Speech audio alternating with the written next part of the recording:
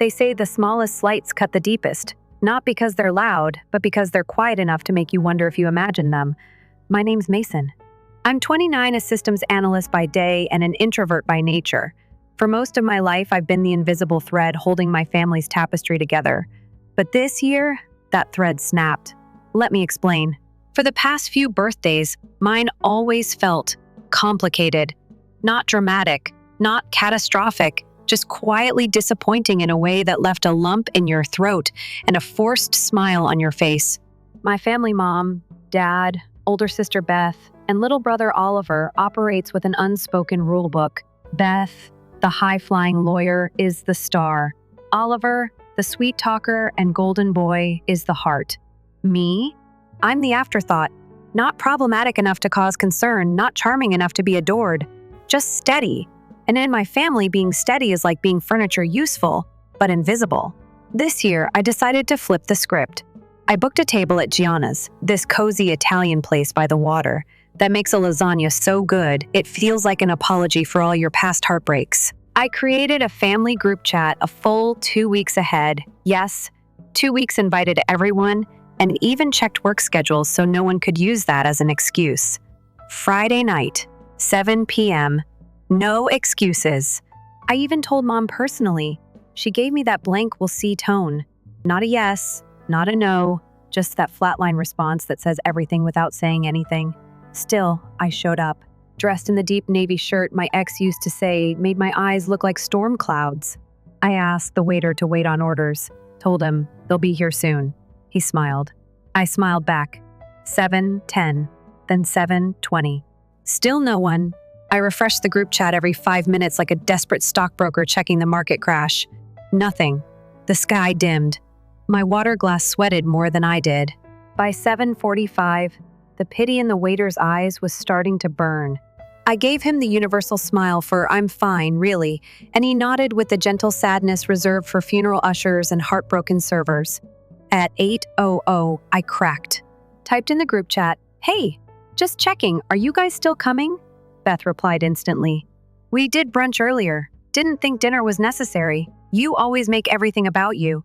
No apology, not even a happy birthday. Just that polished dismissal wrapped in the usual smugness she wore like perfume. Then I saw the reactions. Oliver liked the message. My mom responded with a heart emoji, a heart. I stared at that screen like it had insulted me personally. My hands didn't shake, my face didn't crumble. But inside, a small part of me folded into itself. I didn't text back, didn't plead, just looked up at the waiter and asked for the tiramisu to go. He packed it carefully, like it was breakable. Like I was. I walked out into the cold with a cardboard box of dessert and a head full of thoughts I couldn't quite name. 2 blocks later, I passed O'Malley's, a pub where a few of my coworkers were wrapping up happy hour. I wasn't planning to go in, but my feet had other plans. Sarah from HR spotted me first. "Mason," she called. "We didn't know you were coming." "Didn't know I was either," I replied. 10 minutes later, I had a slice of bar-made birthday cake, a balloon tied to my chair, and an impromptu chorus of happy birthday sung slightly off-key but with real joy. I posted a photo, me, the cake, coworkers smiling like idiots, and a caption that just said, "Best birthday ever." I didn't mean for it to go nuclear, but it did. By midnight, I had 7 missed calls and 3 voicemails from Mom. The last one? She was furious, screaming about how I embarrassed the family, how Aunt Louise saw the post and called her in tears, and how my cousin reposted it on her story with, "Some families suck." Apparently, me having a decent birthday without them was offensive. Not because I was hurt, but because I made them look bad. The next morning, the guilt parade rolled in.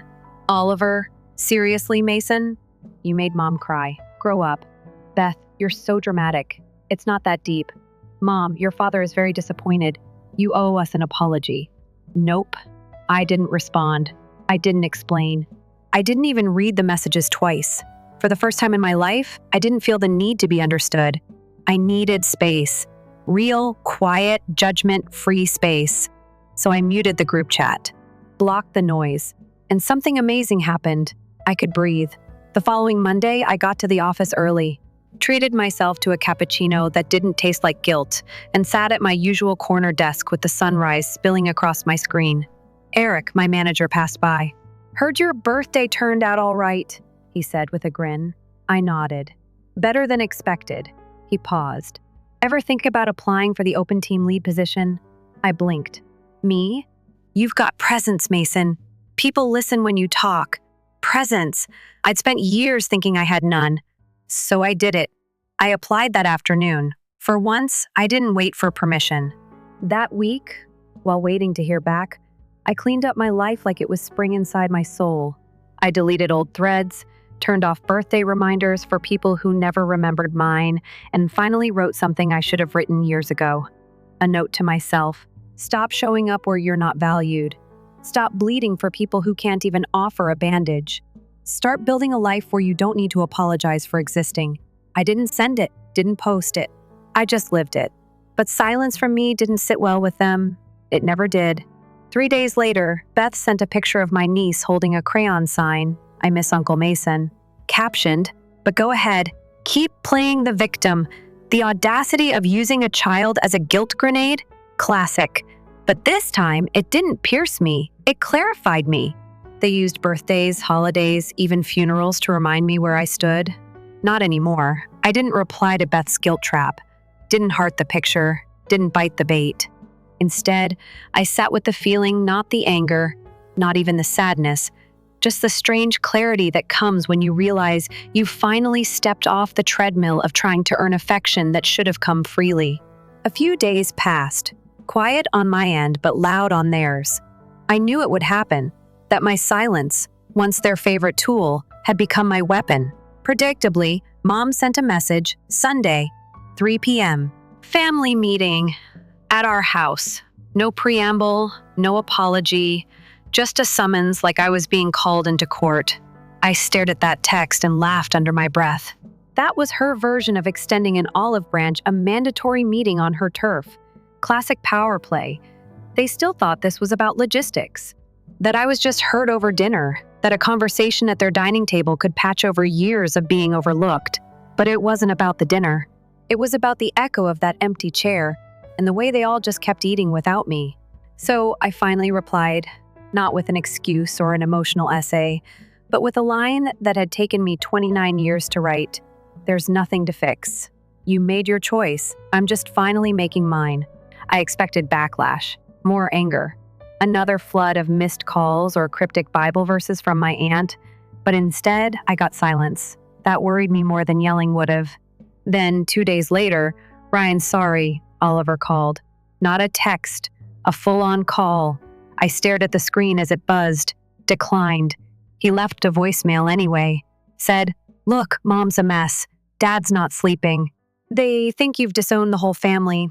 Beth says you're being manipulative, making us look bad online." I told them I'd reach out. So, this is me reaching out. But you really need to stop whatever this is. It's not helping anything. No apology. Just more proof that even their attempts at peacemaking were dressed in passive-aggressive suits. That call confirmed something I already knew but hadn't said out loud. They didn't miss me. They missed the version of me who kept quiet, kept showing up, kept absorbing the tension like a sponge, just so things would stay easy for everyone else. That version of me was gone. I needed them to feel that absence. A few weeks earlier, Mom had brought up Clara's wedding Beth's wedding. They'd hinted about costs, photographers, and how helpful it would be if I pitched in. After all, I didn't have kids, didn't have a mortgage, and made decent money. The subtext was clear. You're not building a life worth celebrating, so fund ours instead. I'd considered it then. Not because I felt generous, but because I still believed, on some level, that buying their approval might finally earn me a seat at the table. But now, standing on the other side of that restaurant night, I saw it differently. Helping wasn't generosity, it was self-erasure dressed up as family loyalty. So I wrote the email. Short, measured, cold maybe, but honest. Subject line, wedding contribution. Hi, Mom. Hi, Dad. I've thought about this a lot. I won't be contributing to Beth's wedding. Not financially, not logistically, and not emotionally. I wish her well, but I won't be attending. This may seem harsh, but after the way I was treated on my birthday and the aftermath, I think this is the healthiest choice for me. You don't have to agree, but I ask that you respect it. I'm not going to keep showing up for people who consistently choose not to show up for me. I hit send, closed the laptop, and went for a walk. The air was sharp, the kind of cold that wakes up your senses and makes you feel present in your own skin. When I got back, there were no missed calls, no emergency responses, just stillness. And for once, it didn't feel like punishment. It felt like permission. That weekend, I went to dinner with a couple of coworkers, people who asked how my week was, who actually waited for my answer. We laughed about nothing, swapped horror stories about weird clients, and split a check without drama. No guilt, no undercurrents, just dinner. I posted a picture, just one. No captions, just a photo of me smiling, a slice of cake in front of me, the same restaurant from my birthday, same table, same shirt. It wasn't revenge, it was reclamation. And like clockwork, the family group chat I'd muted days ago lit up like a Christmas tree. I didn't check it, didn't need to. A friend who's still in the chat texted me later. They're spiraling. Your mom said you're trying to shame them publicly. Beth said you're creating narratives. I wasn't. I was just done playing extras in a movie I was writing for myself, but that didn't stop them. Monday, Mom showed up. No warning, just buzzed my apartment until I opened the door. She stood there in heels and pearls like she was headed to brunch with judgment. We need to talk, she said, flat and stern. I didn't move. You could have called, I said. You weren't answering. That should have told you something. She crossed her arms. This is getting out of hand, Mason. You're acting like a stranger. No, I said calmly. I'm acting like someone who's done being treated like background noise. Her face tightened. We didn't forget your birthday. We just didn't think a big dinner was necessary. We'd already celebrated at brunch. You didn't invite me to the brunch, I said. We assumed you were busy. I blinked. On my own birthday? She didn't answer. Just shifted her weight like the floor was suddenly inconvenient. Don't twist this, she said. I'm not twisting anything. You're just not used to being held accountable. There was a pause then, heavy and humming. Then she went for the final blow. You're choosing outsiders over your own family. I exhaled through my nose. Funny. That's what it finally took to feel like I belonged somewhere. She didn't say goodbye, just turned and walked down the hall, heels echoing like punctuation. That night, I received an email from Oliver. Subject line, "You've made your bed." The body of the message was short. Don't expect us to be there when you realize how cold it is. I didn't reply. But I did forward it to HR, right before accepting the team lead position Eric had offered me 2 weeks earlier. I told them I'd need a few vacation days before stepping into the role. He said, "Take what you need. You earned it.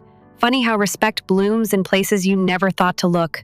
While they were planning a wedding I wouldn't attend, I was building a future that didn't require their blessing. The quiet wasn't scary anymore. It was spacious, peaceful, mine. I started mentoring at a youth program a college friend ran, helping young adults write resumes and practice job interviews.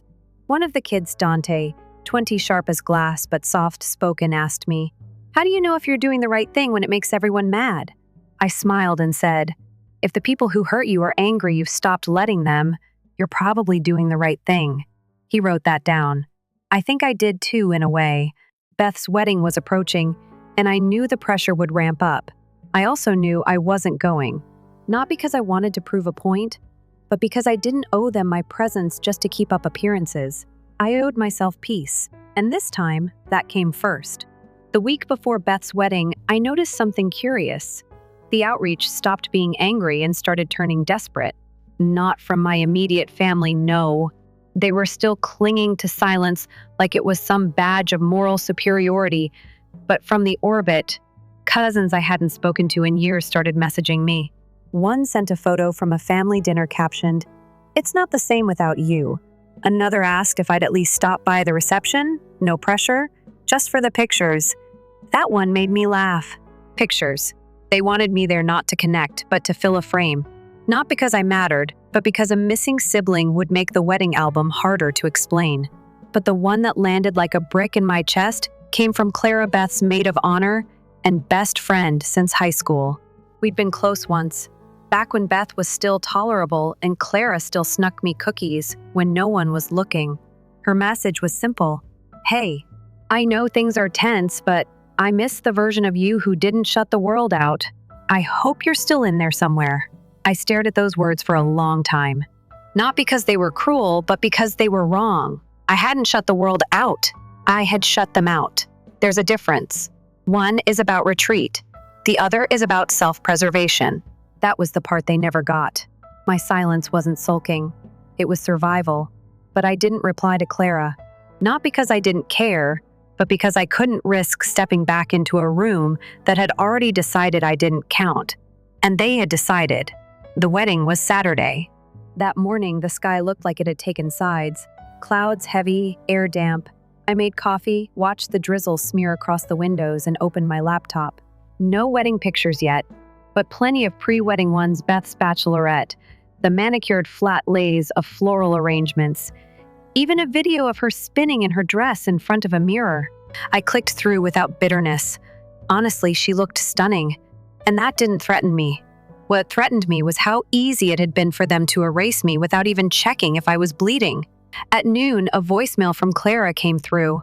I almost didn't listen, but something in me needed to hear it. Her voice was calm, not performative like before.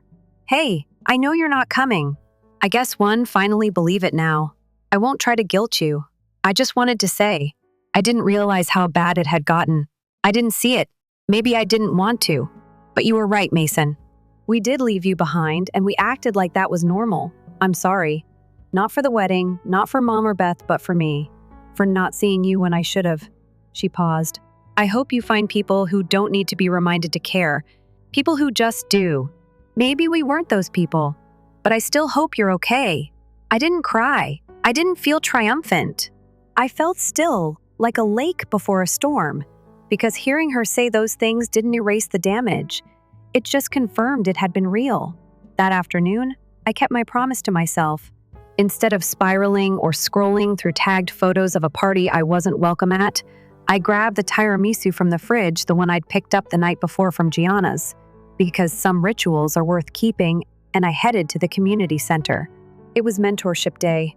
Dante was there along with 5 others, nervous, sharp-eyed, half-skeptical. I liked them. They reminded me of younger versions of myself, quiet, observant, unsure of where they fit, but too smart to settle. We went through cover letters and interview prep, but at the end, I did something I hadn't planned. I told them a story. Mine. Not the whole version, not the one with the dramatic exits or family meetings. Just enough. Sometimes, I said, you spend your life trying to be seen by people who decided a long time ago not to look. You keep trying to be loud enough, good enough, useful enough, but real love doesn't need reminders. It just shows up. So if you're in a place right now where the only people noticing you are strangers in rooms like this, that's okay. Sometimes strangers turn into something better than family. One girl nodded, blinking hard. Another scribbled something on the back of her notebook. I left that day feeling lighter, not fixed, but no longer fractured. That evening, while Beth and her new husband were slow dancing under chandeliers and snapping photos they'd use on holiday cards, I sat on my couch, beat up, tiramisu half-eaten, and read a book. That was it. No meltdown, no emotional grand finale, just a man choosing peace over performance. 2 days after the wedding, an email came from my father. It was brief, formal even. Your absence was noted. Your mother is humiliated. If you want to repair this family, the burden is on you. I didn't reply. I forwarded it to Jules, my old college friend, who ran the mentorship program with the caption, proof that DNA doesn't always come with dignity. She sent back a laughing emoji and a thumbs up. That night, I got another message from Clara. This one was different. Short, raw, Mason. I know I hurt you. I know we all did. I'm not asking for anything. Just wanted to say I hope you're okay. I hope you're happy. I didn't reply. Not right away. I let it sit. Not because I wanted to punish her, but because I wasn't sure I could trust a bridge that had taken this long to be rebuilt. But I bookmarked it in my mind. Not a door. A window, just in case. Over the next few months, I poured myself into my new role. Leading a team was different than being background support. People looked to me now, asked my opinion, valued my guidance. I'd never felt that before, not in my family, not even in most of my old friendships. And strangely, I found I was good at it. Not loud or commanding like Beth, but steady, thoughtful, the kind of leader who listens before answering. I started taking walks again, cooking actual meals instead of microwaving whatever was on sale. My apartment became a space, not just a place. I bought plants, named them. One of them, a stubborn little pothos that refused to die even when I forgot to water it, I named Clara, not as a tribute, more as a reminder that some things survive even when you're not paying attention. And then came my next birthday. No family text, no calls, not even a meme in the group chat. But my coworkers threw a surprise lunch, handmade card, cupcakes. Someone brought a guitar and played a shaky version of Happy Birthday while everyone clapped off beat. One of the interns, Theo, gave me a small envelope. Inside was a gift card to Gianna's. "You mentioned you liked this place," he said, a little shy. And just like that, I felt more seen than I had in years. That night, when I got home, there was one more envelope in my mailbox. No return address, just my name and handwriting I recognized immediately. Inside was a photograph. Beth and me, maybe 6 or 7 years old, sitting on the back porch eating popsicles. On the back, scrawled in faded ink, were the words, "You were always the quiet one. I wish we listened closer. Happy birthday, Mason. I hope this year brings you everything you've earned." No signature, just that. I placed the photo on the fridge next to a grocery list and a magnet that said, "Choose people who choose you." This time, I didn't ache. I didn't wish things were different. I just felt whole. Because for the first time, I wasn't waiting to be chosen. I had chosen myself. The photo stayed on my fridge longer than I expected. Not because I was clinging to the past, but because for the first time, it felt like a memory I owned rather than one I had to justify. I'd stopped needing apologies to move forward. I wasn't waiting for a grand gesture or some perfect reconciliation scene where everyone suddenly realized they'd been wrong all along. I wasn't building bridges anymore. I was planting roots. And some days, that looked like drinking coffee by the window while the city moved outside, like it had no idea what I'd been through.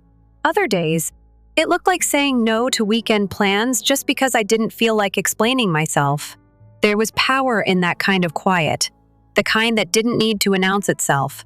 Work was steady. My team respected me. I even started getting invited to things without needing to be the one to organize them first. Happy hours, game nights, impromptu rooftop dinners. No one expected me to play a role. No one needed me to shrink. They just let me be. I didn't talk about my family much. Most people assumed we were distant, and I didn't correct them. There's a difference between privacy and shame. I wasn't ashamed of where I came from. I just wasn't letting it dictate where I was going anymore. About a month after my birthday, Jules reached out. She was planning a mentorship retreat for the summer, something bigger than our usual meetups. Guest speakers, workshops, a panel discussion. She asked if I'd be willing to share my story. Not just the resume tricks and interview advice, but the full thing. The emotional stuff. The parts people don't usually say out loud. At first, I hesitated. Not because I didn't want to, but because part of me still believed my story wasn't dramatic enough to matter. I hadn't been kicked out. I hadn't been screamed at in public or disowned in some cinematic fashion. I'd just been quietly erased. But that's the thing no one tells you. Some of the deepest wounds aren't loud. They're subtle, repeated, internalized. So I said yes. I started drafting my speech late at night, one sentence at a time. I didn't call it a speech, though. It was more like a letter. To the version of me that had waited alone in a restaurant. To the kid who used to make straight A's, hoping someone would notice. To the man who finally realized he didn't need a room full of people clapping to know he was enough. I wrote about birthdays. About being made to feel like asking for celebration was selfish. About how I learned to host my own party. And how showing up for yourself sometimes looks like walking out of rooms that never wanted you there in the first place. I didn't villainize my family. I didn't need to. The truth didn't require exaggeration. It just needed to be told without flinching. When the retreat finally came around, it was held in this repurposed library near the edge of the city high ceilings. Exposed beams and a warmth that felt like it had been there long before we arrived. I stood in front of a group of maybe 40 young adults, each with their own stories stitched behind their eyes. I told mine the way I lived it, soft but steady. No dramatic pauses, just the truth. And when I finished, the silence wasn't awkward. It was full. Someone clapped first, then more. But what meant more than the applause was the kid in the back who came up to me after and said, "You made it sound like it's okay to choose peace, even if it means being alone for a while." I smiled. It is. I didn't expect anything to come from it beyond that. But a week later, a woman reached out to Jules. She ran a nonprofit that helped kids aging out of foster care and wanted to set up a long-term mentorship program based on the model we'd built. She asked if I'd consider being the lead advisor. I said yes without thinking, because maybe this was what rebuilding looked like, not reconciliation, but redirection. Taking what hurt and using it to make sure someone else didn't have to feel the same. Around the same time, something strange happened. I got a message from Beth. Not a long one, just 3 lines. "I saw your talk." Jules posted a clip. "I didn't know you felt all that. I wish I had." I read it twice. Not out of disbelief, but because it sounded real. It didn't ask for anything. Didn't try to explain her side. It just existed. Like a note left on a table, not a demand. I didn't reply right away. I wasn't sure if I would at all, but I didn't delete it either. That was new. Later that week, my mom called. I let it ring out. She left a voicemail. Her voice was tired. "Mason, I don't know if this is the right thing to say. I don't even know if it matters anymore. But I saw the talk. I didn't realize, or maybe I didn't want to. I'm sorry if that made you feel like you had to disappear. You didn't. You were never invisible to me." I listened, but I didn't respond. Not because I was angry, but because I didn't need her to say it. I'd already learned how to exist without waiting for permission. I forwarded the voicemail to Jules with a note. "Weird how people only start seeing you when someone else does first." She replied, "Or maybe you finally gave yourself permission to be seen." That stuck with me. I kept moving forward. Work, mentorship, dinners with people who laughed with their whole face. And then came another message, this one from Oliver. No subject. Just, "I don't know if you hate us. Maybe you should. But I miss my brother." Not the one who smiled through everything, the real one. That one made me sit down, because it sounded like he'd finally stopped pretending. Like he'd dropped the act long enough to remember we'd once shared a room and secrets, and that weird obsession with building Lego castles no one was allowed to touch. I didn't reply, not because I didn't want to, but because I was still figuring out how to talk to people without needing to protect their feelings before my own. Some things don't heal in response to apology. They heal in the absence of performance. Months passed. The photo stayed on the fridge. The plants grew. So did I. I started planning a trip. Just me. No itinerary, no expectations. A coastal town a few hours away. Good coffee, long walks. Silence when I wanted it, and music when I didn't. One morning while packing, I found the old birthday group chat still muted. I almost deleted it, but instead, I scrolled back, past the silence, past the brunch photos I wasn't in, past the passive-aggressive jokes and heart emojis on insults, until I found my first message. The invite, the one that said, 7 p.m. Gianna's. "I'd love to see you all." I stared at it. I didn't feel hurt, just distant. Like watching an old movie you forgot you starred in. I closed the app and opened a new one. Sent a message to someone who'd actually shown up, Sarah from work. "Hey, that wine place you mentioned, still want to check it out?" She replied in seconds. "Yes, I was just thinking about that. Let's go next week." That was it. No pressure, no games. Just a simple plan between two people who knew what showing up meant. The trip was peaceful. The ocean was colder than I expected, but I didn't mind. I walked barefoot in the sand, ordered pancakes at a diner that hadn't updated its menu since the 80s, and read 3 books in a hammock behind the bed and breakfast. I didn't think about family. I didn't check their socials. I didn't wonder what they were saying behind closed doors. For the first time, I didn't need to know. When I came home, my fridge was still humming. My apartment still smelled like rosemary from the candle I'd left burning a little too long, and my peace, my real, earned, chosen peace, was still waiting for me. I unpacked slowly, put the books back on the shelf, watered Clara the pothos, who had somehow grown 2 new leaves in my absence. I smiled, because that too felt symbolic. Some things grow best when they're left alone just long enough to figure out how. And maybe that's what I'd done. Maybe I hadn't been abandoning anyone. Maybe I'd just been learning how to bloom without begging for light. Coming back from the coast felt different this time. Not like returning to the grind or falling back into routine, but more like continuing a life that no longer asked me to perform. I didn't bring souvenirs. I didn't post photos. That trip wasn't for sharing, it was for stitching things back inside me that had come undone quietly over the years. And it worked. Something subtle had settled in my chest. A calmness I didn't recognize at first. Not because I hadn't felt peace before, but because this version came without guilt. No asterisk.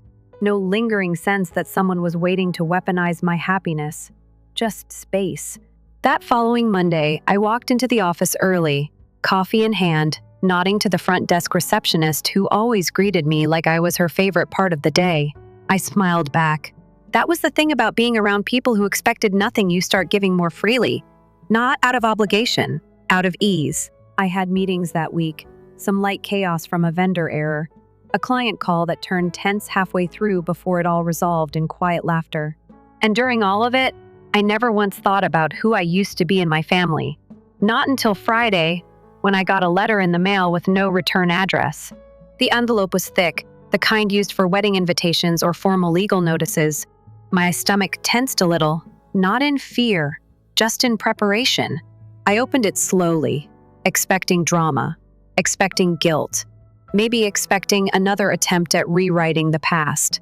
But it wasn't from any of them. It was from Aunt Jackie, my dad's older sister, someone I hadn't seen in years and barely heard from outside of birthdays or the occasional family funeral. Her handwriting hadn't changed, still all loops and tight curves, as if she was trying to make her words smaller than they were. She wrote about the wedding, how she'd noticed I wasn't there, how she'd asked, and no one gave a straight answer. She wrote about a conversation she'd had with Clara, something about regrets and how time runs out faster when you don't say what needs to be said. But what caught me was the last part. She said she was proud of me, that she'd watched from the sidelines all these years, wondering how I stayed so kind in a family that only noticed you when you were useful. She said she hoped I wasn't waiting for them to say sorry, because some people never do. Not because they don't know they're wrong, but because saying sorry would mean acknowledging the way they treated you was never love to begin with. I sat with that letter in my lap for a long time. The light outside had shifted by the time I stood up. I didn't cry. I didn't call her. I just placed the letter in a drawer with a few other things I hadn't been ready to throw away. A few days later, I was walking home from a late meeting, passing by Gianna's like I always did, and I paused. Not because I missed the place, but because I realized something. I hadn't been back inside since that night. Not once. And it wasn't avoidance. It just never felt necessary. That restaurant used to mean disappointment. But maybe it didn't have to stay that way. I pushed open the door. Same warm lighting. Same smell of rosemary and fresh bread. Same hostess, too. She recognized me instantly, gave me a small, almost embarrassed smile. "Table for one?" she asked softly, like maybe she thought I was still waiting on someone who never came. I nodded. "Table for one." They seated me at the same spot. Corner window, 2 chairs, cloth napkins folded just right. I ordered the lasagna. No hesitation, no apology. When the server brought the dessert menu, he asked if I wanted the tiramisu. I said yes before he even finished the sentence. And while I ate it, I watched the reflection of the city in the glass. I didn't check my phone. I didn't wait for anyone to walk in. I didn't rehearse comebacks for imaginary conversations I'd never have. I just ate, slowly, deliberately, like someone who had nothing to prove. The following weekend, Jules and I met for coffee. She updated me on the nonprofit expansion, rattling off plans like a woman who never slept but still somehow glowed. I told her about the letter from Aunt Jackie. She nodded like she already knew it was coming. "It's funny," she said. "Sometimes the people who see the truth aren't the ones closest to it." I agreed, but it hit deeper than I let on. Because that was what had haunted me most over the years, not the big betrayals, not the birthday no-shows or wedding exclusions, but the way the truth felt so obvious to me while everyone else seemed determined to deny it. Like I'd been screaming into a soundproof room, Now, though, I wasn't screaming, I wasn't even talking, and still, somehow, they were hearing me. The next day, I ran into Oliver. Total accident. Grocery store. I almost didn't recognize him without the usual smirk or the performative confidence he always wore like armor. He looked tired. Not defeated, just different. He saw me before I could duck away, walked over slowly. No theatrics, just said, "Hey." I nodded. "Hey." We stood in that awkward aisle between granola and peanut butter, neither of us reaching for anything. He cleared his throat. "You look good. Better than I've seen in a while." "Thanks," I said. "You too." He shifted his weight. I meant what I said in the message. I do miss you. Not just as a brother, just as you. I didn't know what to say. The version of me that used to rush to fill silence would have apologized, offered some watered-down bridge. But I didn't. I just let the silence hang, then said, "I appreciate you saying that." It wasn't a reunion. It wasn't some magical mending. But it was real, and real was enough. He didn't try to hug me, didn't ask for anything, just nodded, picked up a jar of almond butter, and walked off. I didn't watch him go. I turned the other way and kept shopping. When I got home, I finally responded to Clara's last message. Just one line. "I'm okay. I'm getting there. Thank you." That was it. No promises. No reopening of wounds. Just an acknowledgement that I saw her seeing me. And that was all I could offer right now. I didn't expect a reply. But she sent one. That's all I needed to hear. Truly. That night, I lit a candle I'd been saving, sat on my balcony with a blanket, and let the city hum below me. No music, no distractions, just the quiet knowledge that I had built something steady. A life that didn't revolve around trying to earn a seat at someone else's table. I had my own table now, and even if only a few people ever sat at it, every single one of them would be there because they wanted to be, not because they were expected to show up. That difference meant everything, because it wasn't just about family anymore. It was about me, who I'd become, who I was still becoming. And that story mine wasn't tragic. It wasn't sad, it was layered, strong, quietly defiant, and still unfolding. Time doesn't heal everything, but it does clarify the noise. Weeks passed after running into Oliver and messaging Clara, and for the first time in years, there was no chaos. No unexpected voicemails, no group chats buzzing like alarms. Just life. Normal, simple, quiet in a way that felt earned. I found myself getting up early just to enjoy the stillness of morning, when the sky was barely light and the city hadn't started making demands yet. There was no big decision to cut ties. No dramatic act of closure, just distance that stayed unfilled, and peace that filled everything else. Some mornings I thought about Beth's message, the one about seeing my talk and wishing she'd known. I never responded. Not because I was angry, but because I'd come to understand that some apologies are better left as echoes than expectations. She said what she needed to say. I heard it. And that was enough. I didn't need her to change for me to keep changing. My team at work had started calling me the anchor, not because I slowed anyone down, but because I kept things steady when things got messy. I liked that. It felt like the right kind of identity. Not invisible, not loud, just grounded. And outside work, my world had slowly expanded in ways I never saw coming. There were people now who showed up for birthdays without reminders, who asked real questions and didn't expect small talk for comfort. People who remembered how I take my coffee and asked how my plants were doing, not because they were being polite, but because they genuinely cared.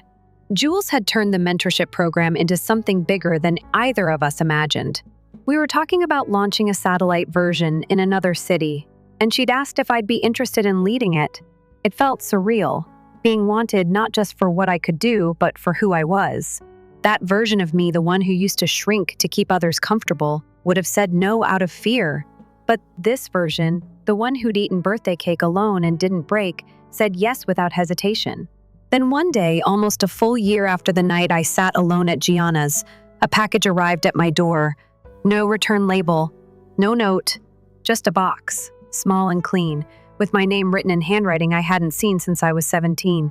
Inside was a framed photo. Me and Beth again, but older, maybe 22 and 24.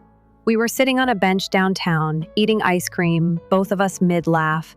Someone must have taken it without us noticing, because the joy was real. untouched.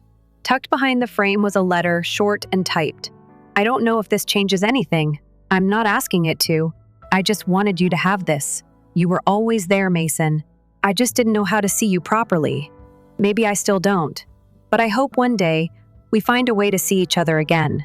Not as who we were, but as who we've become. No name, but I didn't need one.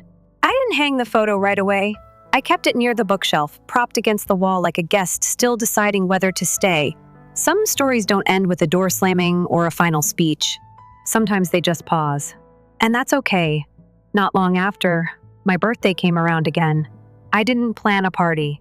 I didn't send out invites or check schedules. I just took the day off. Made a reservation at Gianna's for one. When I arrived, the hostess smiled. "We saved your table." I didn't ask if she meant it literally or if she just remembered. It didn't matter. I sat by the window, ordered my favorite meal, and brought a small notebook with me, the kind with a soft cover and pages that begged to be filled slowly. I wrote a few things. Nothing poetic. Nothing dramatic. Just truths.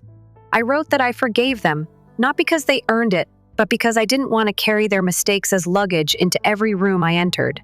I wrote that I loved the version of me who kept showing up for people who never showed up back, but I loved more, the version who finally stopped. I wrote that silence isn't absence when it's chosen. It's sanctuary. And most of all, I wrote that peace isn't soft or passive. It's sharp. It cuts through what doesn't serve you. And when you finally learn how to hold it, you stop bleeding for people who only knew how to take. After dinner, I didn't take the tiramisu to go. I stayed, ate it slowly, watched the sun bleed into the river until it was just shadows and gold. And when I left, I didn't look back, because there was nothing behind me that I hadn't already survived. The walk home was cool and light.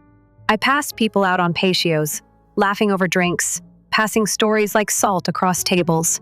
It reminded me of what I had now, what I had built, not in rebellion, but in resilience. When I got home, there was a message waiting from Clara. "Happy birthday, Mason. I hope today felt easy." "You deserve easy." I smiled. Typed back, "It did. Thank you." And that was it.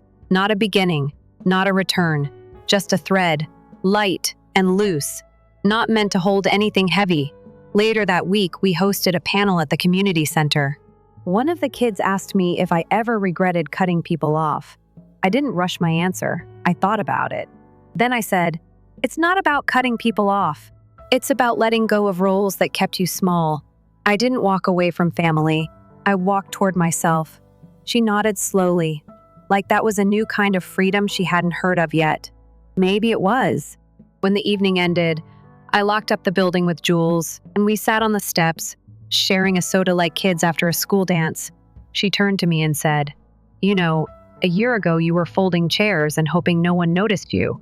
Now you're building rooms people want to sit in." I laughed. "Feels like I had to disappear first to learn how to take up space." She nodded. "But you did, and now you're here, fully." That night, I stood in my apartment and looked around. It was small, modest, but every part of it had my fingerprint. From the crooked plant stand to the framed art from a flea market to the lamp that hummed slightly when it got too warm. I turned off the lights, let the soft blue glow from the city slide across the floor, and I whispered something I hadn't said out loud before.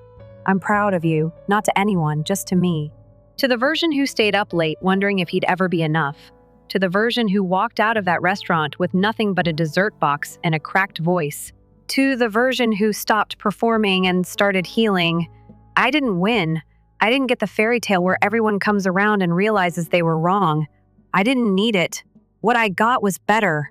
I got clarity. I got peace.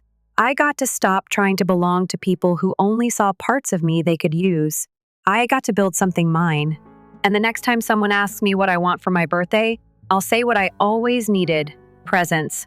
Real ones, including my own. Story 2, my name is James. I've been my extended family's unofficial event coordinator for the last 5 years, and I'm 34. It began modestly, with birthday planning, group chat creation, and digital invitation setup. But eventually, I was expected to do it. Not asked for, not valued, anticipated.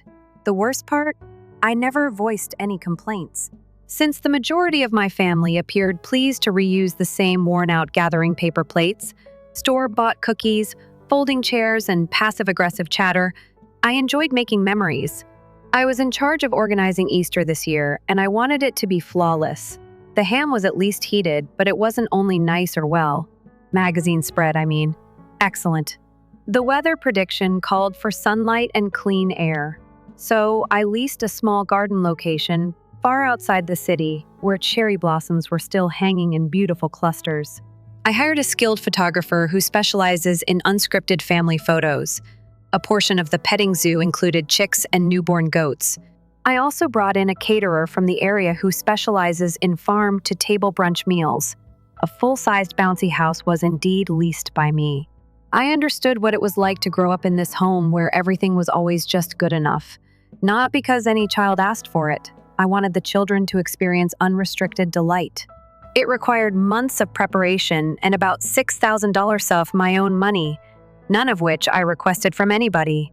I did request that everyone RSVP as soon as possible so that I could work with the caterer. The majority didn't. To find out when they arrived, I had to text each person individually. Nobody expressed gratitude to me. Not at all. Some said, "Wow, this is really elegant. Did you win the lotto, or what?" "I hope this isn't your attempt to divert attention from the entire work problem," my Aunt Lydia added, since sure, I recently changed jobs, which evidently meant I needed to be watched. It wasn't until the meal was being arranged that it truly hit me. Instead of using throwaway items, porcelain plates and linen napkins were used to arrange the tables. The buffet featured fruit salads shaped like blossoming flowers, roasted veggies, and quiches. I had selected the playlist of songs on my own, lively classics, not too loud. Amid us, the photographer hovered silently, capturing grins and untidy toddler hands as they briefly grabbed carrot cake. Everything seemed to have gone smoothly. Finally ready to dine and perhaps, just possibly, feel a little proud of myself, I took a seat at the head of one table. It happened at that moment. Sitting opposite me, with her arms crossed and not touching her meal, was my Aunt Lydia, whose largest contribution to each family gathering is typically a stale bag of store-brand chips. She sneered as if I had just burped the national anthem after giving me a direct look.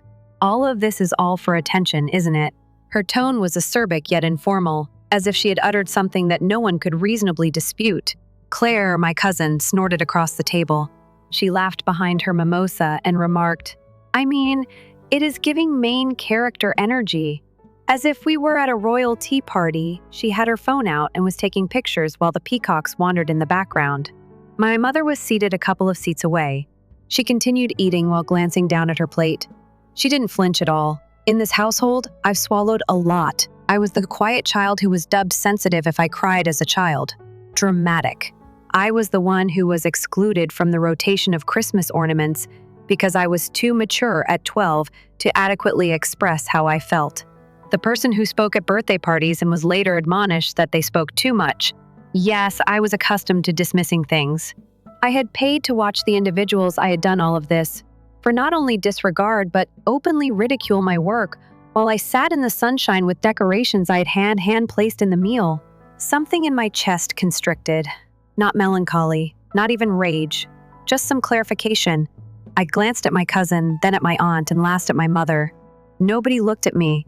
Calmly, I got to my feet. I took a few quiet steps back and took out my phone. I gave the caterer a ring. I said, "Hey, it's James. It's true that we will conclude early. Could you begin packing right away?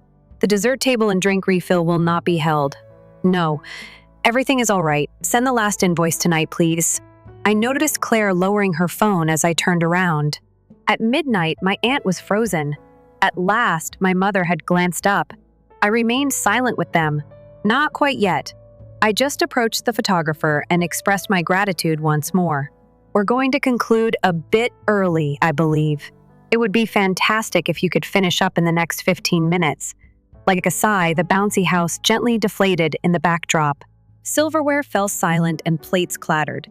At last, someone inquired, "Hold on, are we heading out?" I simply grinned broadly and moved over to assist the crew in folding seats. I didn't shout. I didn't slam anything at all. But following that call, there was stillness. I couldn't have made a louder speech than that. People were speaking and looking at one another as the first wave of awkward shifting occurred. And then someone yelled, "James! What's happening?" Slowly, I turned to face the voice.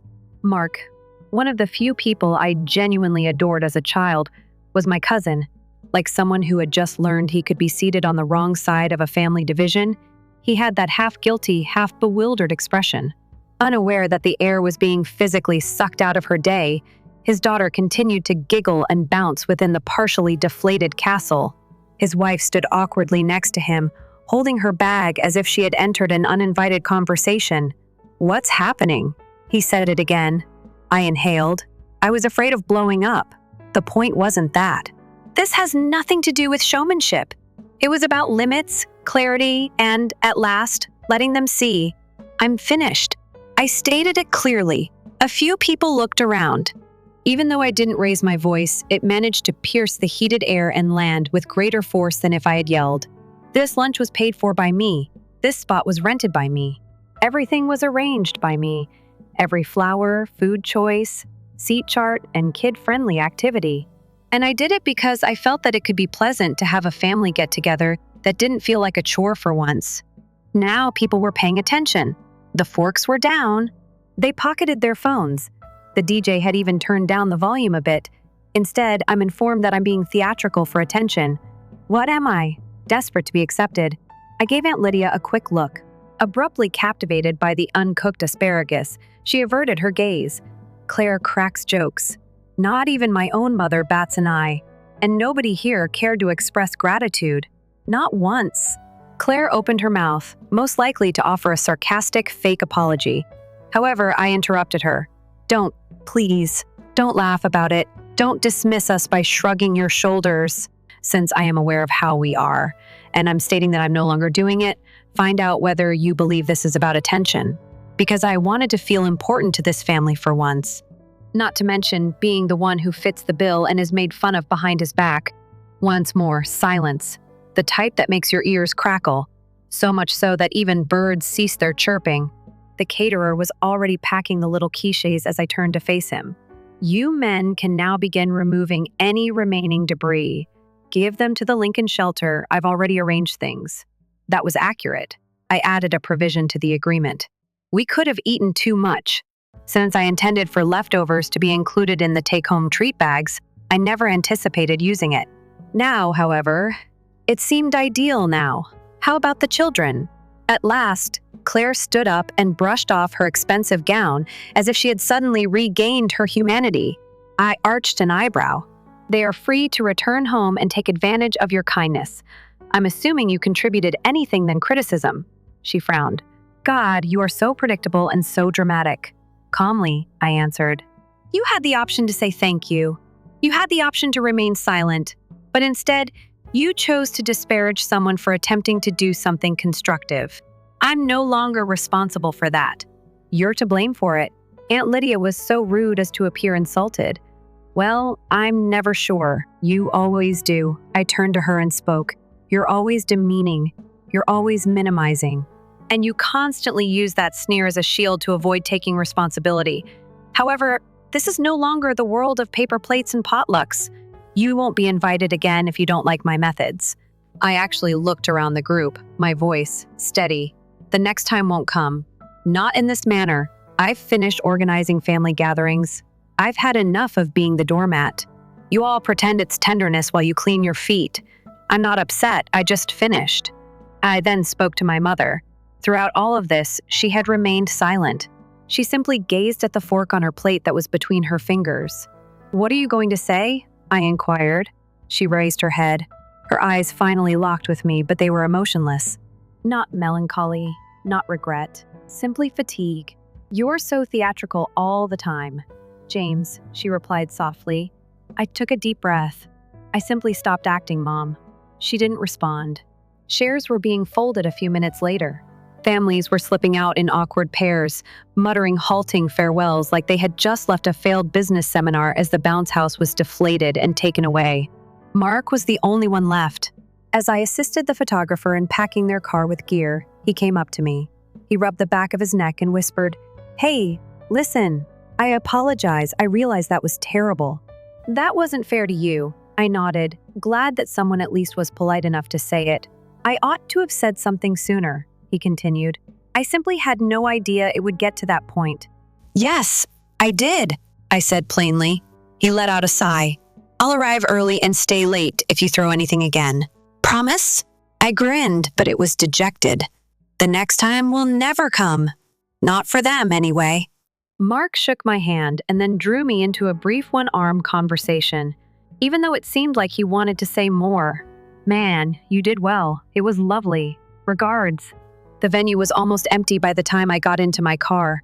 The breeze was still light, and the sun was still shining.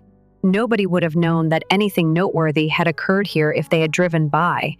However, I had never said what I needed to say before. And peace like that, it was preferable to any cheers. That should be the end of it, I thought.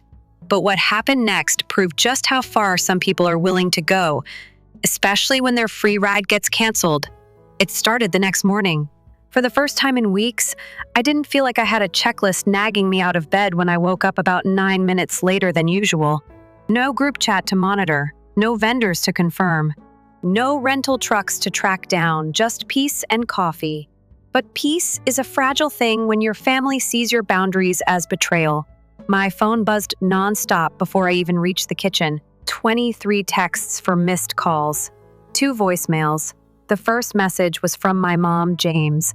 Call me now. Then, Lydia. Really mature move.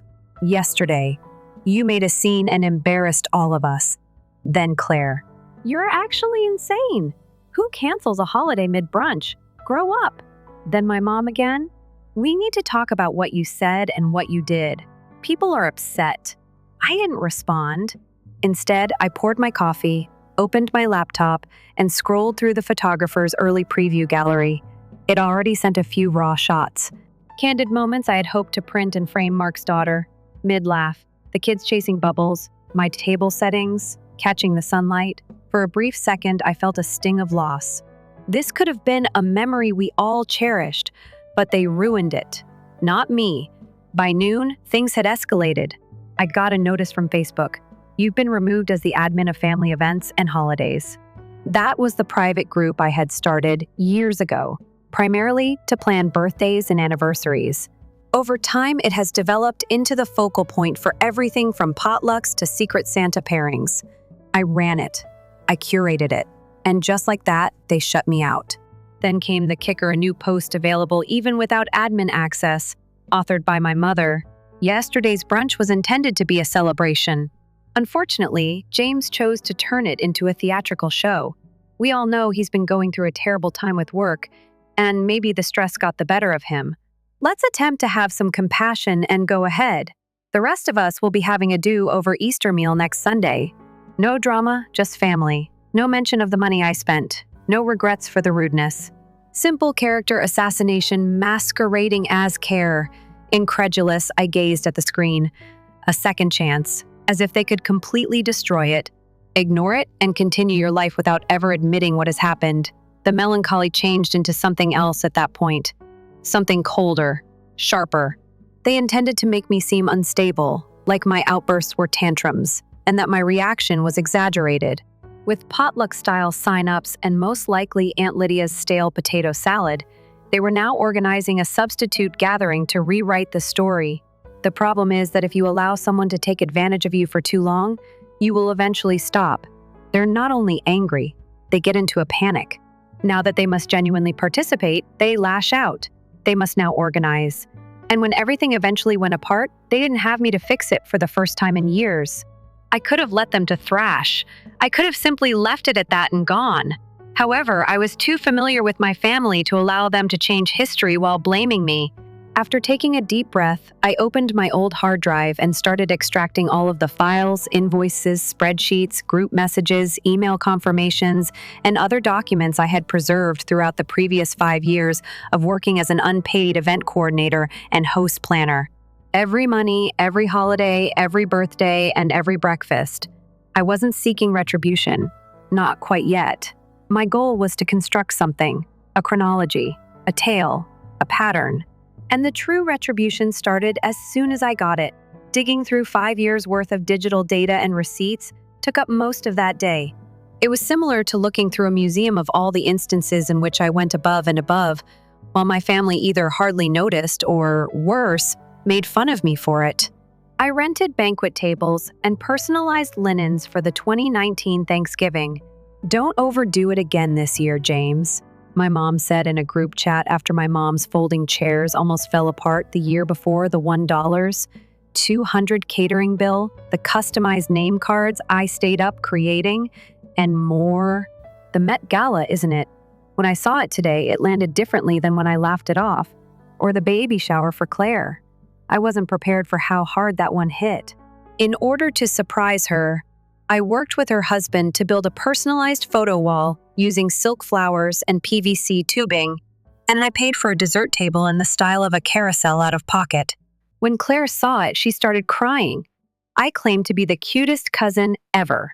She then claimed on Instagram 2 weeks later that her mother had taken care of everything. I had receipts and screenshots, but no one ever brought me up. I could think of hundreds such examples. I had become weary of keeping silent about them. Thus, I created a web page. In my mind, it began as a joke. There are some stunning family fraud files. However, it made more sense the more I about it. I was prepared to publish my version if they wanted to control the story. Mine, however, had timestamps. The domain was unlisted, private, and straightforward. I had no intention of going viral. I had no intention of publicly humiliating anyone. It was a personal matter. First page. Being taken for granted for 5 years, I crafted a subdued, straightforward introduction. Don't be dramatic, just. This documents the contributions I have made at family gatherings since 2018. I made this since it appears that people are unsure on who is responsible for what. I won't be talking about this anymore on social media or in group conversations. Below are the facts. The sections were arranged according to the year, beneath each occurrence. I included copies of each invoice and supplied pictures, some from our shared albums and some they had forgotten I had taken. I made cautious not to share anything humiliating, masked sensitive information, and omitted children's names. This was not intended to be harsh. It's simply indisputable. I added one last note at the bottom. Future events will no longer be sponsored, planned, or hosted by me. If you have any queries, please ask whoever is organizing your Easter activities. I wish you luck. I then sent the URL, nor on Facebook, nor in the group conversation. I sent it to each of them separately via email. No topic line, just one statement and the link. This is my version with footnotes because everyone is altering history. About 12 minutes passed before the first call was received. Aunt Lydia. I let it to ring. Then Claire. Next, my mother. Then my mother once again. None of them were answered by me. Rather, I observed the website statistics gradually increasing by 3, 5, and 11 views. The typical amount of time spent on the page. 16 minutes. Then Mark's emails began to come in. Whoa. I didn't realize it was so much. That's crazy. James, I'm very sorry. From Uncle Greg, you remained silent. I assumed you took pleasure in doing it for my mother. I believe we ought to speak in private. A day passed before I replied. I then replied to my mother with a single message. Although I'm no longer furious, I'm also unavailable. I hope Easter 2.0 is a success. Sunday is that day. Their do-over was held. Despite their best efforts to remain silent, Mark emailed me a picture. The scene was made up in the backyard, complete with folding tables, mismatched chairs, aluminum foil buffet trays, and Aunt Lydia carrying a box of Costco cupcakes as if she were bringing a wedding cake. No bounce house, no theme playlist, no photographer, the way it was before, like they were accustomed to. Family is everything, Claire wrote as the caption on a grainy group shot. However, I wasn't in there for the first time. I didn't have to pretend it didn't hurt or grin through gritted teeth. I ate expensive gelato and watched people laugh together at a botanical park in the afternoon. People who didn't have any expectations of me and who didn't turn love into duty. A week later, my mother sent me a handwritten card. I didn't realize how much you did, she wrote. I apologize. When it was important, I didn't say thank you. I can see why you turned away. I'm hoping we can find our way back someday. My mom sent me a card, but I didn't respond. Not immediately. I read it several times over, allow the words to warm up like tea in my chest. I couldn't tell if there were echoes of anything or comfort. She had written too late. I'm hoping we can find our way back someday. And although I wanted to think that a larger part of myself was aware of the several holidays, birthdays, and peaceful Saturdays I had devoted to attempting to construct that road by myself, brick by brick, while others hardly acknowledged its existence, I had lost my anger. The odd thing was that it's simple to think that events like this will conclude with spectacular clapbacks, slam doors, or pyrotechnics. However, the fact is that once they're quiet, actual endings mature. They took place in Payne's former residence. Once you've removed it and put peace in its place, I was also at calm. I no longer had anything to prove. I didn't require praise, acknowledgement, or even an apology. Not exactly what I required. I decided on distance. It's out of clarity, not resentment. You cannot burn oneself to keep other people warm, then pretend that they're shocked when they never learn how to make their own fire. I made travel arrangements that spring, a trip to Lisbon alone. Though I never felt like I had the time, I had always wanted to travel. There was a never-ending list of things to do, people to attend, and things to arrange. It was my list this time. I strung laundry lines and strolled through historic areas with pastel houses. I ate custard tarts on sunny balconies, listened to live father music, talked to strangers who didn't ask me how I could help them, but just who I was. I also echoed around cobblestone alleys. For the first time in a long time, too, I didn't minimize myself to conform to a familial stereotype that never really encompassed me. Back home, the group discussion about family gatherings and holidays became silent. No more hurried sign-up forms. No evasive remarks on who is contributing. No emoji reactions that are passive-aggressive. Nothing except quiet. I've discovered that it can be a blessing. I stayed in touch with Mark. Occasionally, he would send me images. Performance at his daughter's school. Pasta mishaps cooked by his wife. Even a birthday party selfie. He arranged himself. Made use of your checklist. He sent one SMS, complete pandemonium. I adored it. He had no idea how much that meant. My mother phoned me again around Thanksgiving, some months later. She left a voicemail, but I didn't answer. She spoke softly and tentatively. She didn't invite me. She didn't attempt to make me feel bad. We miss you, she said. I'm proud of you for defending yourself, and I miss you. I hope all is well with you. I was too. I didn't reheat casseroles in someone else's kitchen or spend Thanksgiving under fluorescent lights that year. I cooked at home. I enjoyed antique bookstores, jazz music, setting one dish, and burning a cinnamon-scented candle. I then lifted my glass. To freedom, not to family. Because it's not always a break to walk away. It's only the beginning. And this. I owned this. Story 3, Jason is my name. I've always been the quiet one in the family, and I'm 28. The one who made no fuss, made no noise, and didn't ask for much. I was assigned that position, and I adhered to it for years, due in part to habit, in part because I believed that they would eventually notice me if I simply kept my head down long enough. See me really, not as the one in charge or the one in need of nothing, but as a brother, a son, and a person who was equally important to the others. However, that never took place. And something inside of me finally broke this year on my birthday. It began just like any other family get-together. We do something little on Sunday. My mom casually texted me earlier in the week. She didn't inquire about my desires. No enthusiasm, no reservations for dinner, no plans, just oh yeah, we'll do something. I had some optimism, but I knew better than to have high expectations. For my younger brother Ryan's 25th birthday 3 weeks prior, they planned a lavish celebration, leased a party bus, played loud music throughout the neighborhood, and even surprised him with a weekend getaway to the mountains. Like the best brother ever, everyone shared pictures of themselves on Instagram, tagging him with heartfelt messages that said, I can't imagine my life without this guy. I kept the camera steady when I was requested to film movies, smiled graciously in the group photos, and remained silent when nobody thanked me for paying the upfront catering deposit. I always played that part, the man in the backdrop. Sunday then arrives. Around midday, I arrived to the residence dressed in jeans and a polo shirt. I had at least taken the time to shave and bring over some freshly baked goods from the bakery next to my place, even if it was nothing spectacular.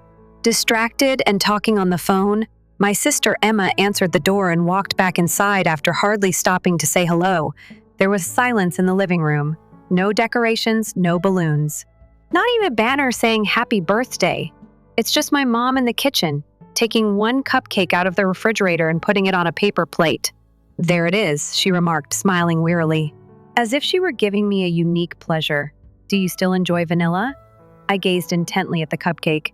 Someone had poked a crooked candle into it, and the icing was already slipping off the top.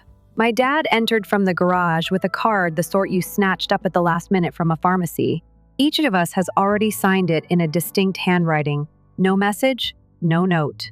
A printed joke about aging with only a few names written underneath. I remained silent for a while.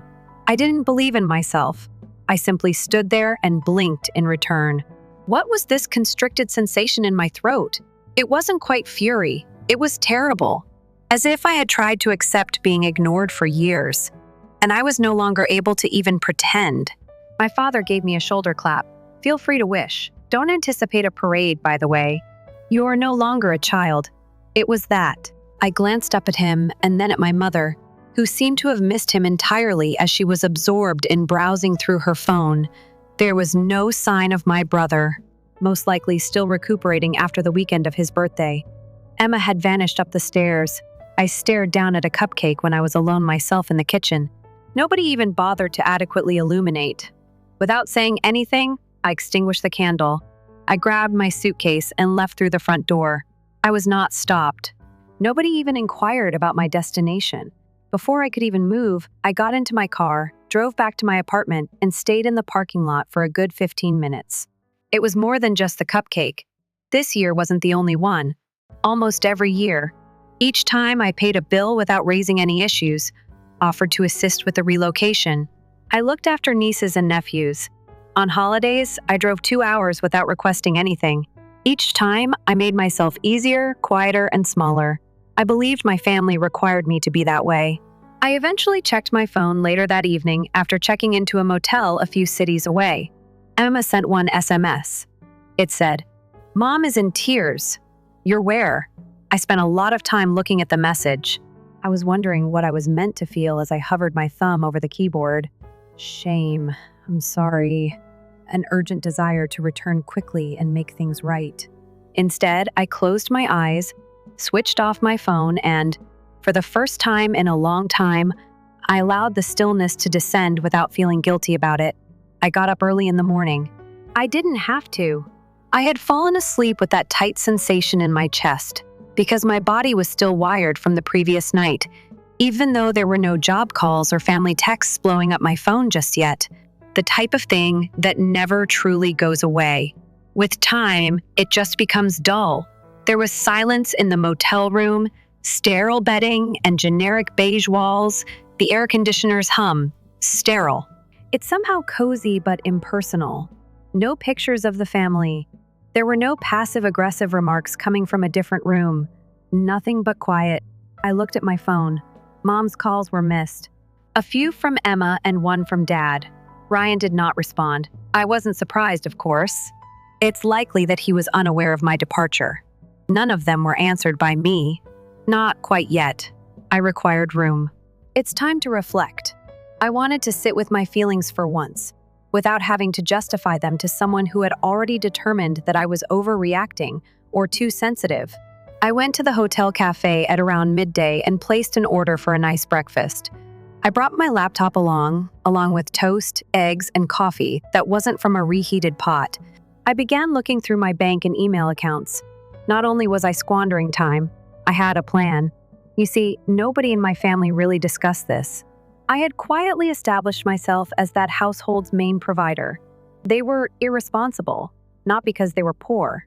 I quietly bailed out my parents more times than I can remember after they made a string of poor investments in their late 50s. I assisted Emma in making up the difference in her tuition when she returned to school.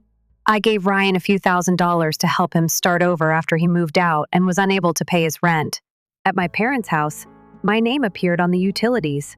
I covered half of the mortgage and the monthly internet, but nobody brought up the fact that Dad continued to drive the family car for the majority of the maintenance and during family dinners. At the time, it seemed like the right thing to do, so I did it. However, what transpired the previous day caused me to come to a realization. They expected it, not just relied on me. They considered me a wallet, not a person, trustworthy, and not giving. The worst part is that they didn't even pretend to respect me.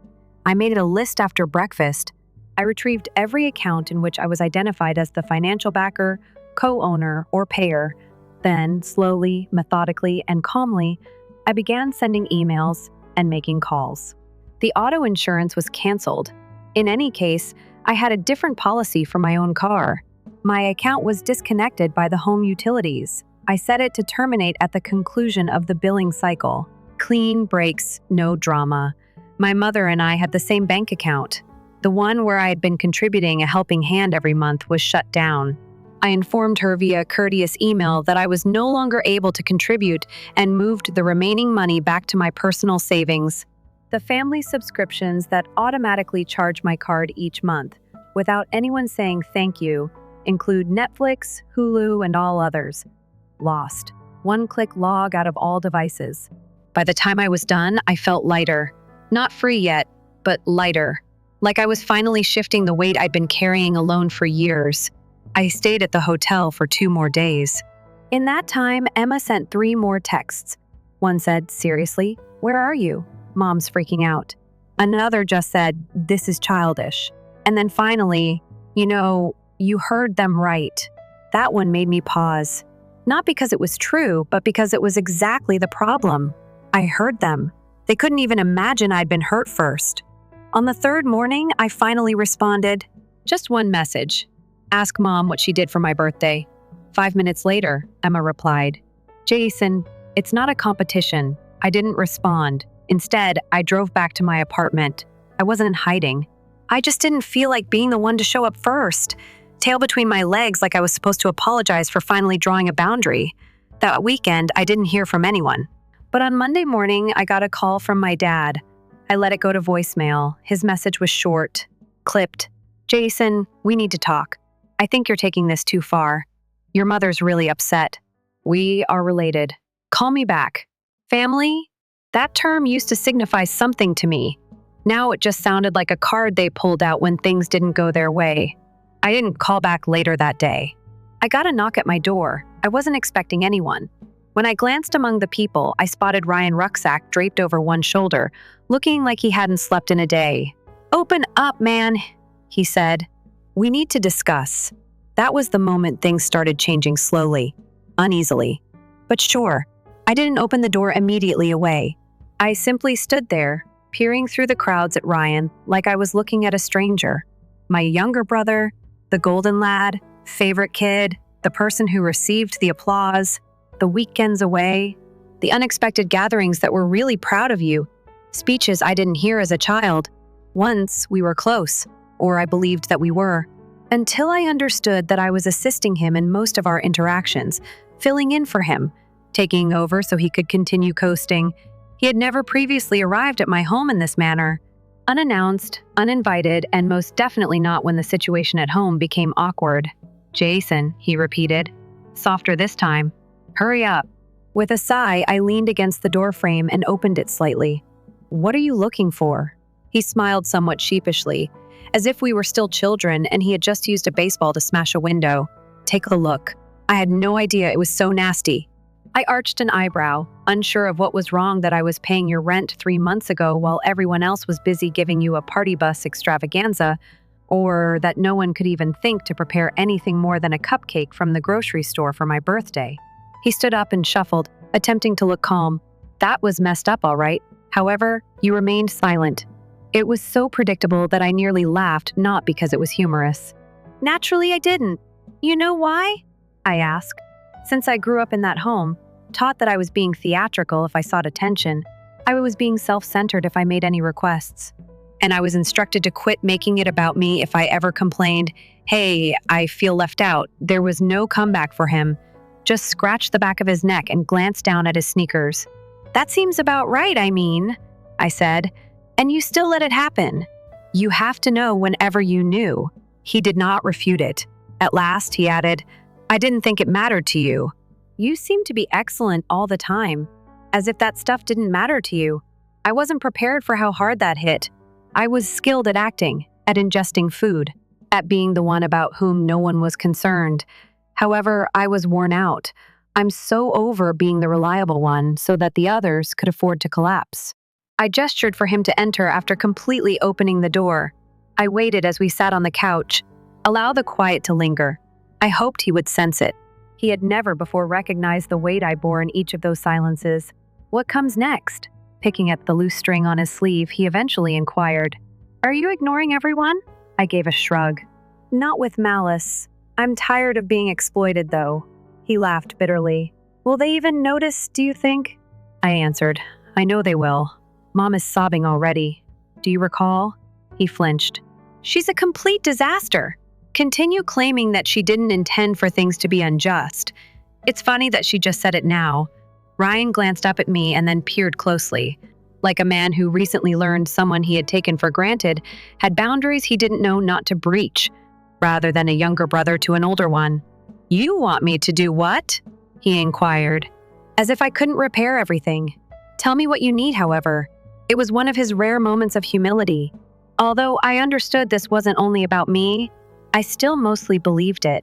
It concerned the whole house of cards that my parents had constructed with me as the cornerstone, and it was all beginning to tremble now that I had begun to draw out.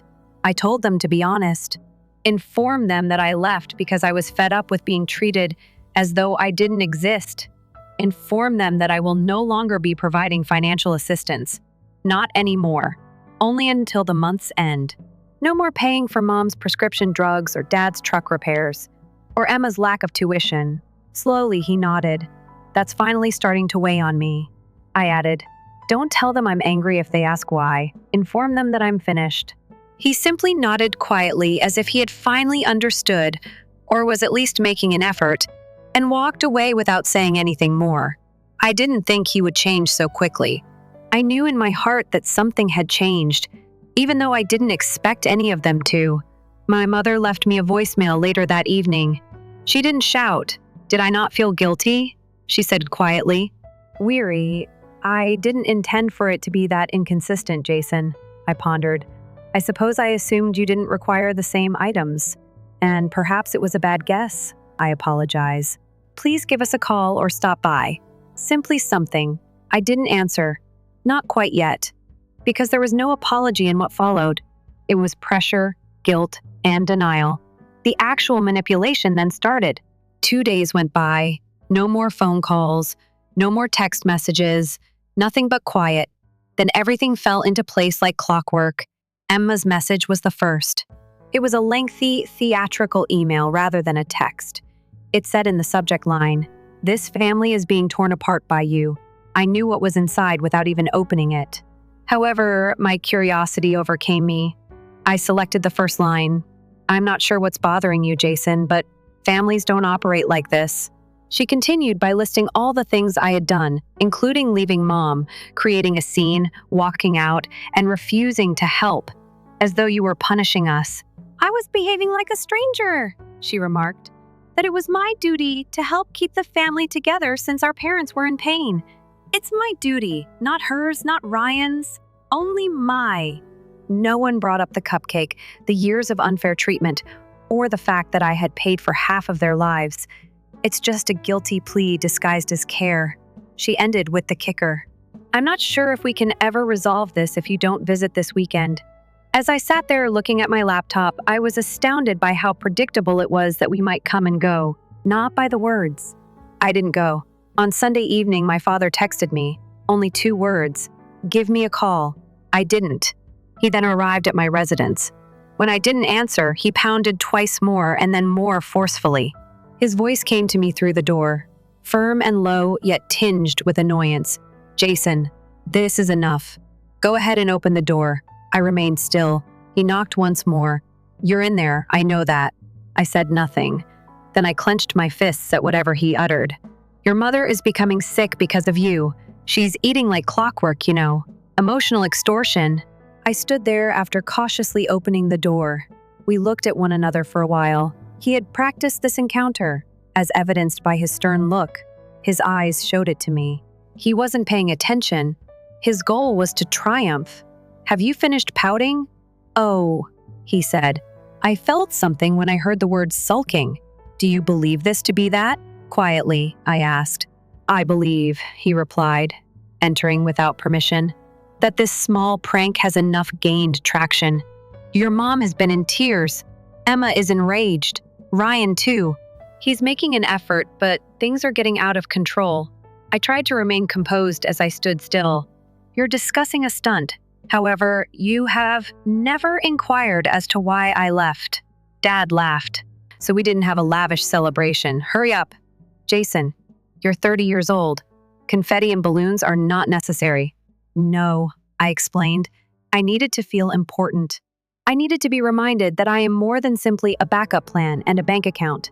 That I'm more than simply the person who keeps things going while everyone else gets to take center stage after all these years. He gave an eye roll. "You've been theatrical all your life. That term once more? Is it dramatic?" I gave one brief, bitter laugh. "What do you know? You are free to leave." "What?" "I heard you," I said. "You came here to tell me that I'm the issue. You came not to offer an apology. You failed to comprehend. Things are collapsing, so you came. Now that I no longer have to pay for anything."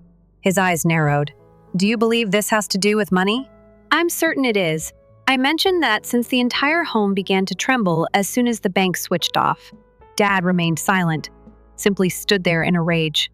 Subsequently, in a voice I hadn't heard since childhood, "Oh," he said. I gave him a direct look. "And you now believe that you are superior to us?" "No. At last, I believe I should be treated equally." Without saying another thing, he departed. The family group chat, which I hadn't left muted, came alive the following day. Emma expressed her disappointment with my handling of the situation. "Mom just sent one message. I'm not sure who you've turned into." Then Ryan responded. I dropped. He was the lone grown-up in the room.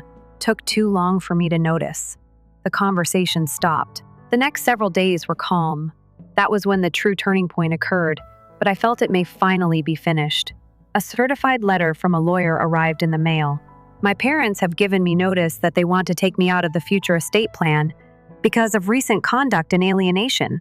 A chill went through me as I sat at my kitchen table with the paper in my hand. They honestly believed it was leverage, not because I was interested in the inheritance. They were unaware that I was already aware.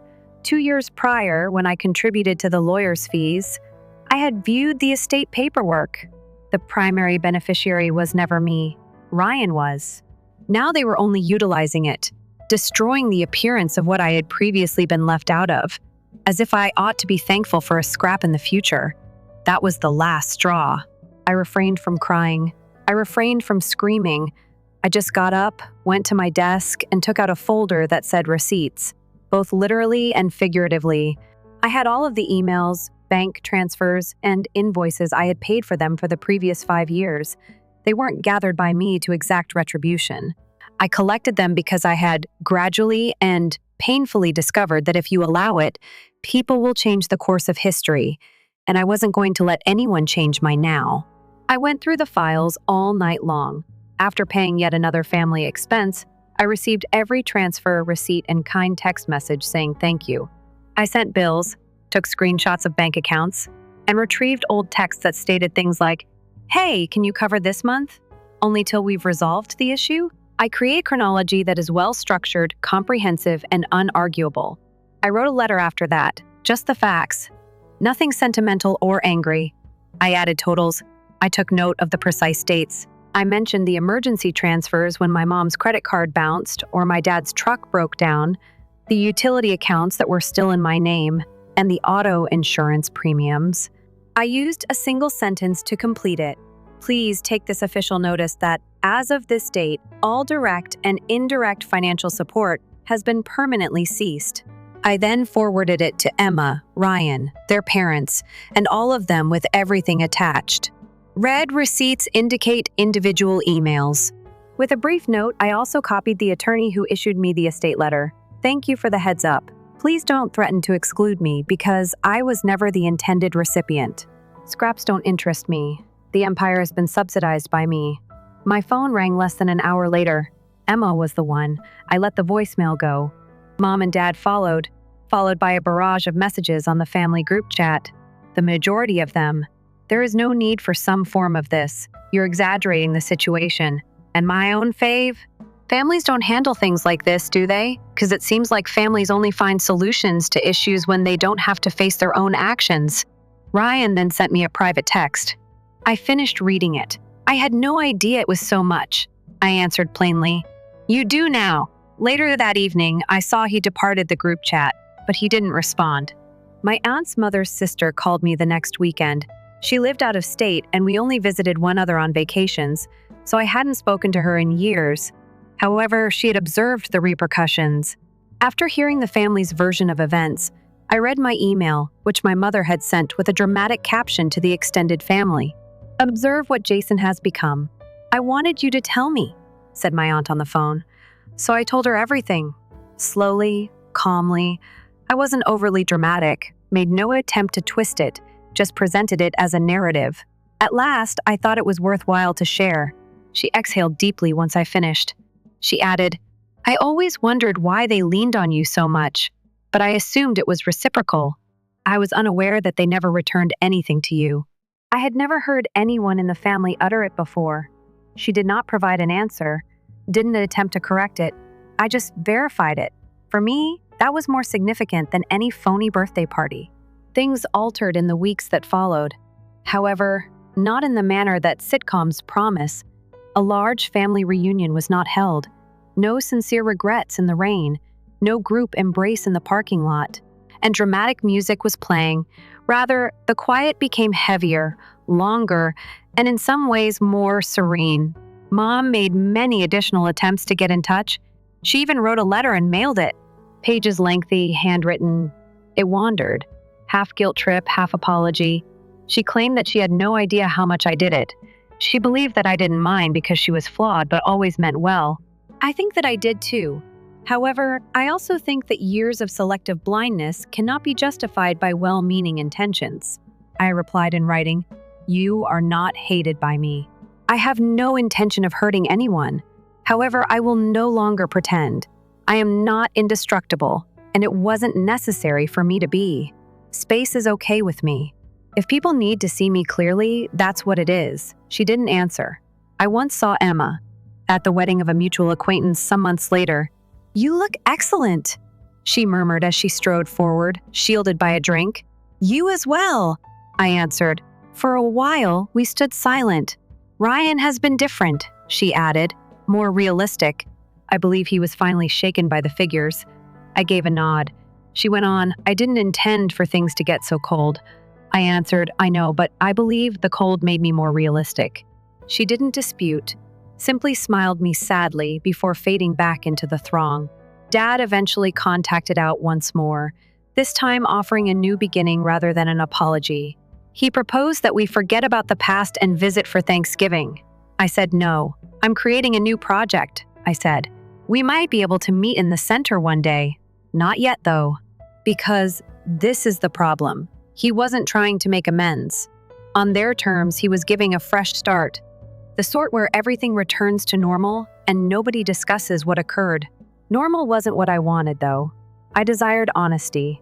Additionally, I discovered that those who are unwilling to discuss their hurt are not prepared to regain trust in a timely manner. I occupied the void they created. Weekends spent with people who didn't treat me like a utility increased. I got back in touch with former college friends. I even joined a hiking club, something I had never done before since I was constantly too busy being needed. With 3 pals and no expectations, I spent my next birthday in a peaceful cabin. No drama, no flamboyant celebration. It was just a peaceful weekend filled with laughter and individuals who came because they wanted to, not because I reminded them. For the first time, I felt genuinely honored, not for what I was capable of, just for being me, not for what I offered. Therefore, no, there are no spectacular fireworks or explosive retaliation at the end of this tale. It concludes with a silent recovery of space, time, and value. Bridges weren't burned by me. I simply quit fixing ones that only ever took me to unwelcome areas, and my anger has subsided. I am at liberty, and that's more valuable than all the party buses combined. Each banner, from all of us. I kept acting like the card was sufficient even though I never asked for it. I no longer accept scraps from a table I made myself. I only invite those who have something genuine to offer, and I establish my own.